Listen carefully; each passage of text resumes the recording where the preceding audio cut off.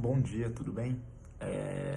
Vamos lá para mais uma aula. Hoje é a nossa terceira semana já nesse padrão aí com aulas à distância, tá? Provavelmente vamos seguir aí por mais um tempinho. Então vamos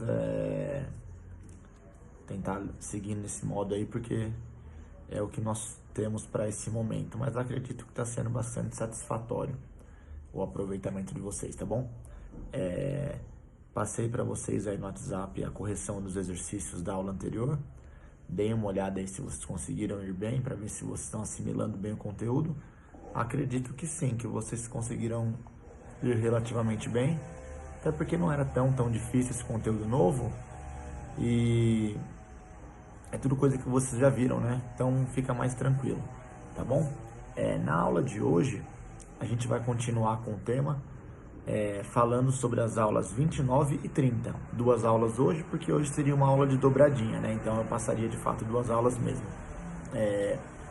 A gente vai estar vendo na aula 29, sobre as organelas celulares, que é uma coisa que a gente vê sempre, né? Vimos no primeiro e no segundo ano também. Então, as organelas celulares são as estruturas da célula que são equivalentes aos órgãos dela.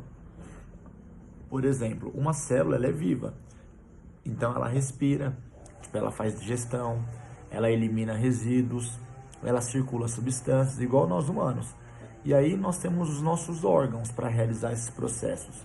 As células, elas têm as organelas, que é basicamente a mesma coisa. As organelas das células são equivalentes aos órgãos para nós humanos, e sempre vai ter um tipo relativo, tá? Então vamos lá. A membrana plasmática nós já vimos, que era basicamente a principal função, seleção de entrar tudo que entra e sai, permeabilidade seletiva. Vimos também o citoplasma. Basicamente o citoplasma é onde estão as organelas, tá? O núcleo, que é onde fica o DNA e a nossa hereditariedade. E agora vamos ver sobre todas as demais organelas, ok?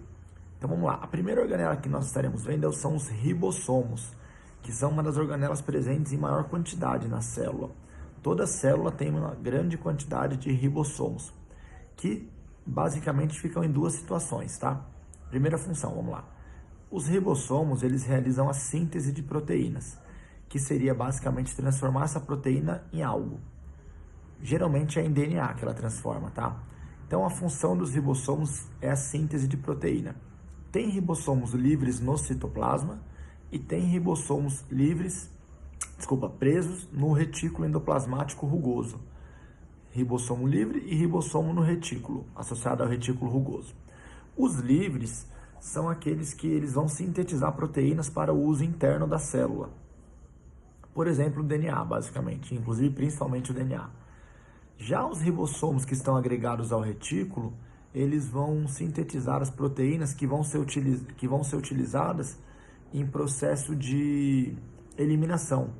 Por exemplo, as proteínas da membrana, que tem a ver com a eliminação de substâncias, e as proteínas que compõem os lisossomos, que são as proteínas que formam as enzimas digestivas, que vão digerir as substâncias e eliminá-las, tá?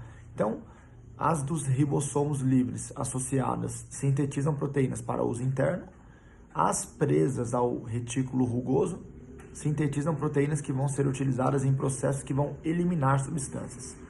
Basicamente, essa é a diferença entre eles, tá bom? E aí, então, já que eu falei dos retículos, vou falar as funções deles, tá? Então, os retículos têm dois grupos, tá? O rugoso e o liso.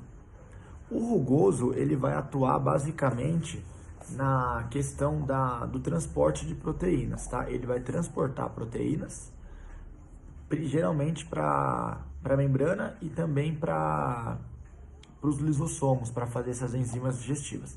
Então, o retículo endoplasmático rugoso, ele realiza o transporte de proteínas. O retículo endoplasmático liso, ele vai trabalhar com várias funções. Vou citar aqui algumas delas. Vou citar três especificamente, tá?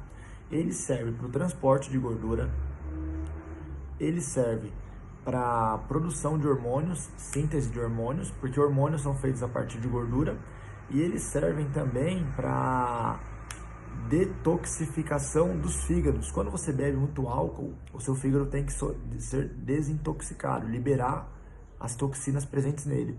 Quem vai fazer isso vai ser o retículo liso, tá? Então, detoxificação do fígado, transporte de gordura e síntese de hormônios. Basicamente, 3 funções importantes aí dessa estrutura, tá? Complexo de Golgi. O complexo de Golgi é uma grande bolsa presente no interior da célula. Ele serve também para mais de uma função, tá? Ele vai armazenar as excretas que serão eliminadas. Por que armazenar? Porque você liberar excretas, a célula liberar excretas gasta energia. E todo ser vivo ele tende a conservar energia porque ele não sabe se ele vai obter de novo energia. Então não tem por que ficar gastando energia à toa. Para o complexo de Golgi eliminar um pouquinho de substâncias ou eliminar todo o seu interior de substâncias, ele gasta a mesma quantidade de energia. Então, para não ficar gastando energia toda hora, ele fica lá armazenando, armazenando, armazenando. Quando ele está totalmente cheio, ele vai lá e com um único gasto energético, ele elimina todas as suas substâncias presentes no seu interior. Então, ele serve para armazenamento e liberação das excretas. E o complexo de Golgi também será a organela que ele vai ser a organela que vai produzir os lisossomos, tá? O complexo de Golgi produz os lisossomos. E o que são os lisossomos? São as estruturas responsáveis pela digestão celular. Digestão não é só, nesse caso, a ver com comida. Digestão é tipo destruir alguma coisa que entrou na célula. A digestão intracelular, então ela digere proteínas que entraram na célula, digere gorduras que entraram na célula, carboidratos, digere os alimentos que entram na célula, os nutrientes. Porém, ela pode digerir também um vírus. Se um vírus entra na célula, ela pode digerir, se ela detectá-lo. Se uma organela está com defeito, está funcionando mal, esse lisossomo vai digerir essa organela para que uma nova seja produzida, uma nova que funcione bem. Então, ele vai realizar a digestão intracelular, ok? Outra organela agora, a mitocôndria, as mitocôndrias, porque são mais de uma e elas são possivelmente as mais importantes organelas celulares. São as organelas que fazem o processo de respiração celular. O que é a respiração celular? Conforme sabe, pega O2 e libera CO2, mas para que isso ocorre? Por que isso é importante? Porque a respiração celular é o processo que gera energia para a célula, gera ATPs para a célula. Então, para qualquer organela, citar qualquer função que eu citei aí, é necessário que haja energia. E quem vai produzir essa energia são as mitocôndrias através da respiração celular. Então, para o ribossomo sintetizar a proteína, ele precisa de energia que a mitocôndria produz. Para o retículo endoplasmático rugoso transportar a proteína, ele carece de energia que as mitocôndrias produzem. Então, qualquer organela, para realizar sua função, ela gasta energia. E aí, se as mitocôndrias não funcionarem e não realizarem essa respiração celular, que vai disponibilizar energia para o organismo, todas as demais organelas vão parar de funcionar também, porque não existe energia para que elas atuem, tá? Então, por isso que as mitocôndrias são consideradas umas das mais importantes, se não a mais importante, porque elas realizam a respiração celular que fornece energia para todas as demais organelas funcionarem, tá bom? E aí agora eu vou falar sobre outra, os peroxomos. Peroxomos são organelas que eles atuam destruindo moléculas dentro da célula. Então, por exemplo, entrou lá H2O na célula, uma molécula de água. Os peroxomos vão destruir essa molécula e vão separar o H do O para que esses átomos fiquem disponíveis para ser utilizados em uma outra molécula. Por exemplo, o H2O, o H e o O vão ser, após eles serem separados, né? Após o peroxomo quebrar essa molécula, esse H e esse O vão ser utilizados depois na formação da glicose, realizada pelos cloroplastos, tá bom? Outro exemplo, os centríolos. Esse é um presente em célula animal apenas, tá? Os centríolos são estruturas que ajudam no processo de divisão celular. Eles coordenam os fusos para que os cromossomos sejam manipulados conforme as fases da mitose e da meiose vão ocorrendo, tá bom? E agora, para falar sobre dois das células vegetais, temos os vacúolos. Para que serve o vacúolo? O vacúolo é uma organela que armazena água. Os vegetais, eles ficam parados no solo, então eles não sabem quando eles vão poder ter nova água, disponível, novos alimentos. Então esses vegetais, eles armazenam água no seu interior, porque caso eles passem um longo período sem chuva ou sem serem regados, eles também sobrevivam. Aonde que fica essa água? No vacúolo. O vacúolo é uma bolsa grandona no interior da célula, é a maior organela da célula, inclusive, que armazena água para que o vegetal suporte um longo período, caso não chova, caso ninguém o regue. Tá? Nós, animais, não temos cloroplastos, por isso, vacúolos. Por isso que a gente vive um tempo menor sem água em relação aos vegetais, tá bom? E o último, por fim, são os cloroplastos, que são as organelas que realizam a fotossíntese. Pegam a luz do sol, pegam gás carbônico, pegam água e constroem uma molécula de glicose, que é um carboidrato, que é uma fonte de alimento, e constroem também oxigênio para que a planta respire, tá? E aí, olha, falei sobre respirar. As mitocôndrias e os cloroplastos, eles são considerados como organelas complementares. Por que isso? Porque um complementa o outro. Vou dar 2 exemplos. Primeiro exemplo, a mitocôndria, ela usa oxigênio para fazer a respiração celular e gerar energia. O oxigênio que a mitocôndria usa foi o cloroplasto quem produziu. Então, o cloroplasto complementa a mitocôndria. Um exemplo. Outro exemplo, o oposto. Exemplo número 2. O cloroplasto, para realizar fotossíntese, ele usa gás carbônico, que a mitocôndria produz durante a respiração celular. Então, a mitocôndria complementa o cloroplasto, fornecendo para ele gás carbônico para que ele realize a fotossíntese. Aí ele faz a fotossíntese e aí ele complementa a mitocôndria, fornecendo o oxigênio para que ela realize a respiração celular. Então é meio que um ciclo, um complementa o outro. Primeiro exemplo, o cloroplasto manda O2 para a mitocôndria. Segundo exemplo, a mitocôndria manda CO2 para o cloroplasto, tá bom? Então, basicamente isso é o que interessa sobre as organelas celulares. Acredito que com isso vocês vão conseguir estar realizando os exercícios da página 37, tá bom? E a próxima aula, no caso agora também, tá? Mas a aula seguinte, que é a aula 30, é algo que eu acho que isso é o mais fácil para vocês, porque é algo que a gente já viu bastante. É a teoria da evolução, com o lamarckismo e o darwinismo. Basicamente, toda a comunidade científica concorda que os seres evoluem, os seres sofreram modificações com o passar dos anos. Não 1, 2, 3, 10 anos, tipo milhões de anos, bilhões até muitas vezes. Então, acredita-se que todos os seres vivos que temos hoje são resultantes de uma constante evolução que foi ocorrendo com os seres do passado para que se tornem os seres de hoje. Por exemplo, nós, seres humanos, acreditam-se que nós evoluímos dos Homo neandertais, os neandertais evoluíram de outro grupo de hominídeos e assim vai, de modo com que o primeiro grupo que veio originar os seres humanos acreditam que foram os australopitecos, que tem aquele fóssil Lucy. Eu acho que alguns de vocês devem conhecer. Quem não conhece, digita aí no Google Australopithecus. Foi o primeiro grupo de ser vivo que originou os seres humanos. Foram os primeiros hominídeos, tá? Estes seres foram se modificando durante milhões e milhões e milhões de anos. Por exemplo, acredita-se que eles viveram há 10 milhões de anos atrás. De 10 a 3 milhões de anos atrás. Todos viveram 7 milhões de anos. Aí, ou seja, demorou 10 milhões para um Australopithecus virar um ser humano, por exemplo, tá? Então, é um processo lento, porém acredita-se que ele ocorre. E aí tem 2 explicações para justificar essa evolução. Como essa evolução ocorre? Tem a ideia do lamarckismo e a ideia do darwinismo. A do Lamarck foi a primeira, só que hoje em dia ela já não tem mais tanta credibilidade, porque ela apresenta algumas falhas, tá? Vamos falar do Lamarck primeiro. Toda a teoria do Lamarck se baseia em uma ideia chamada de lei do uso e desuso. Por exemplo, ele acredita que conforme um animal vai utilizando muito determinada característica do seu corpo, essa parte do seu corpo vai evoluindo. Conforme ele não vai usando, isso vai atrofiando. Então, um exemplo, as cobras não teriam patas porque o Lamarck acreditava que elas rastejavam e não utilizavam suas patas. Então, elas foram atrofiando até que ela veio a sumir. Tem um exemplo do Lamarck aqui na apostila, ó.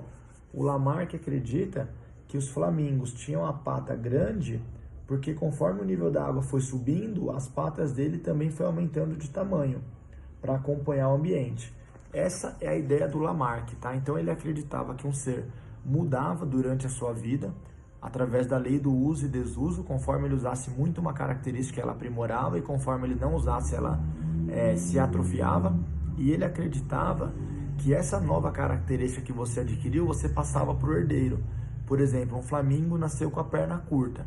Conforme a maré foi subindo, a perna dele ficou grande. Aí ele teria um filho com a perna grande, que é a característica que ele adquiriu durante a vida, que se chama herança dos caracteres adquiridos. Então a ideia dele se baseia em 2 pontos: herança dos caracteres adquiridos e lei do uso e desuso, porque esses caracteres eram adquiridos conforme muito utilizados eles aprimoravam, ou pouco utilizados eles atrofiavam.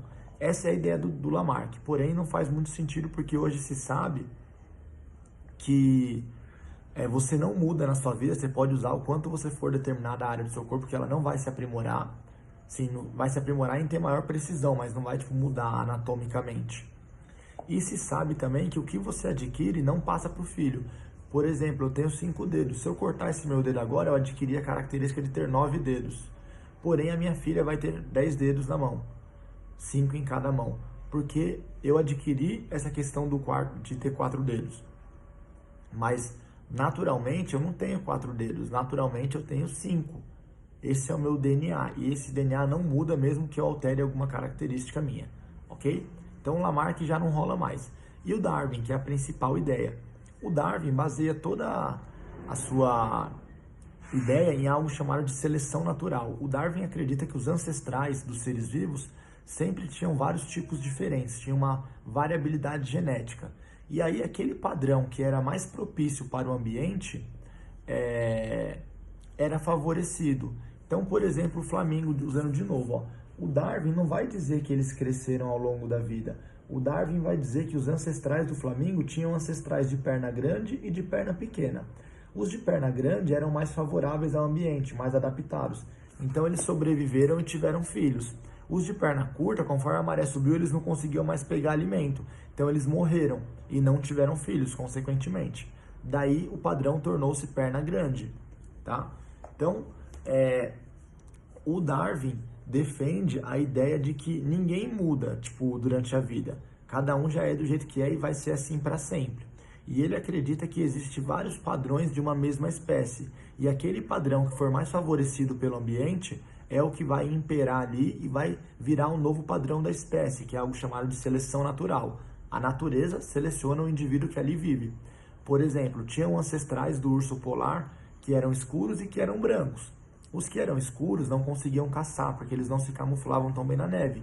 E aí eles morriam e não tinham herdeiros. O que era claro conseguia caçar melhor e teve herdeiros, e o urso polar tornou-se o padrão das áreas frias. Outro exemplo bastante comum é o das mariposas na Inglaterra. Por exemplo, antigamente era comum ver mariposa na Inglaterra cinza claro, porque ela se camuflava nas árvores, nos líquens. Porque o cinza claro era a coloração das árvores, meio acinzentada porque tinham líquens. Aí houve a Revolução Industrial e as árvores ficaram poluídas, as árvores ficaram escuras.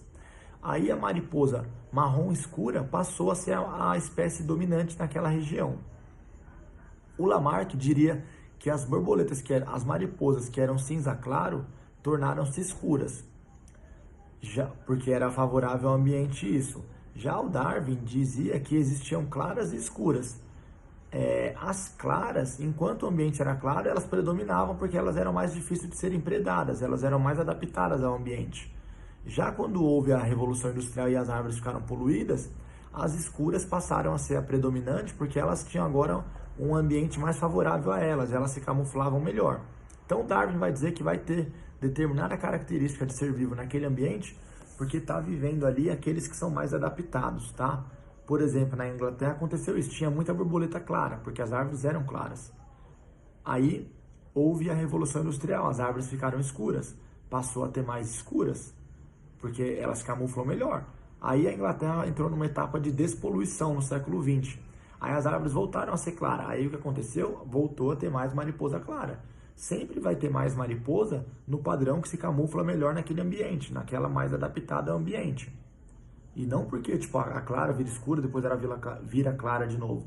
O Lamarck diria isso, mas o Darwin não. Por isso a ideia do Darwin é a mais aceita, tá bom? Falei isso aí para relembrar para vocês, mas acredito que isso a maioria relembrava, porque é um assunto legal e fica fresco na mente de vocês, tá bom? Sobre essa parte da evolução, é para fazer os exercícios da página 40, tá?